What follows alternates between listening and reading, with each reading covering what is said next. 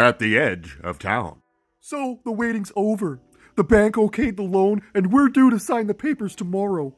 Wait till you see the final plans, honey. The hot spring bathhouse is great. And there's a Yukon Gold Rush trail where folks can pan for gold. It'll be the largest leisure complex in Dawson. It's for you, Jeanette, and the kids. Oh, Nelson, I'm so happy. Here's to the future.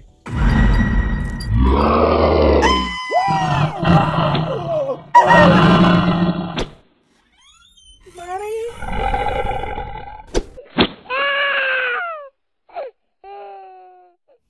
I butchered an innocent family.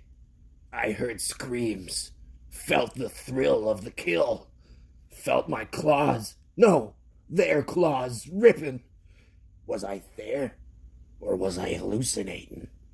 One glance at my claws will tell me, but I'm afraid.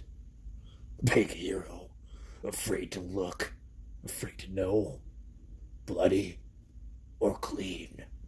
Look down, damn you! God, let them be clean. The relief hits me. I begin to understand. I'm picking up on what the creatures are doing. It's gotta be telepathy. Behind me, it's them. And I'm gonna kill every damn blasted one of them! Ah! But I don't connect. A creature gestures, and I'm a leaf, floating to the floor on a warm, sunny afternoon. I slowly fall to earth. The warm glow turns to flame. The fire isn't painful. It's soothing, taking away my rage. Suddenly, it's gone. I feel cleansed, tranquil. My claws retract. The static, it's gone too. More fire? No, something different. Iridescent, sparkling, beautiful.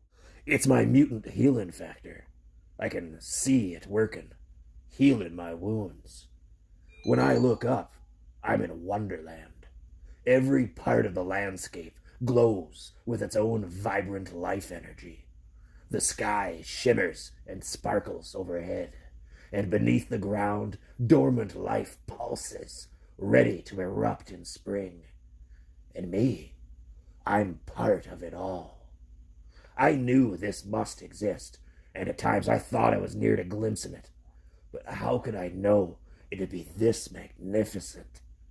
Suddenly, I wonder, how did I get here? We have invited you to witness Al-Shra, the spirit plane. The creatures. I had forgotten them. But they seem peaceful, gentle.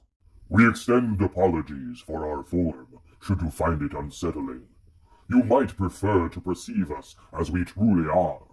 Allow us to become known to you. We are Nuri.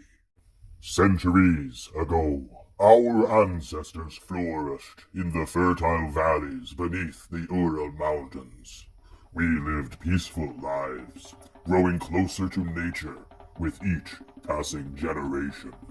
When we achieved harmony with the great Earth Mother, she revealed the secrets of her life energies to us. We avoided all contact with the rest of mankind. Their warring ways sickened us. But the barbarian hordes encroached upon us, and to survive we moved on, ever northward, until we reached the great Siberian snowfields and found sanctuary. The barbarians could not survive in such a solitary, frozen place. But we were different, for we drew upon the quiescent earth energy to transform our bodies to a form more appropriate to sub-zero temperatures. We tunneled beneath the snow and sculpted the living ice. We nurtured new species of plants in the glow of phosphorescent minerals. Under the ice, we made utopia. In this perfectly balanced ecosystem, all our needs were cared for. We felt no need for competition or individuality. Over the centuries, we evolved a group mind, each being contributing selflessly to one overall consciousness. While our bodies remained on Earth, our composite mind roamed the cosmos, exploring, learning, unbounded by time or space. Meanwhile, on Earth, the barbarians had come of age. They had advanced from killing each other to killing the world. They called it progress. But progress toward what? We wandered across the Arctic wastes without shelter or food. We grew sick and began to die. Most accepted their fate with dignity, while there were those who did not. Those who in desperation broke away from the group consciousness. Renegades who set out to attack, to murder, to break an ages-old taboo. They feasted upon flesh, human flesh, unleashing forces beyond their reckoning, beyond their understanding. Dark forces. Evil forces, massively increasing their mystic power, but totally corrupting their doomed souls. Consumed by bloodlust, they fled in search of more victims. Preying on isolated communities, their power increased with each new kill. We followed their trail of carnage out of Siberia, across Alaska, and now into Canada. They must be stopped. Their dark powers encompass primal forces beyond your very imaginings. We cannot restrain them without invoking these same forces. We would become like them. You have been able to do what we cannot. You have fought with them, even killed some of their number.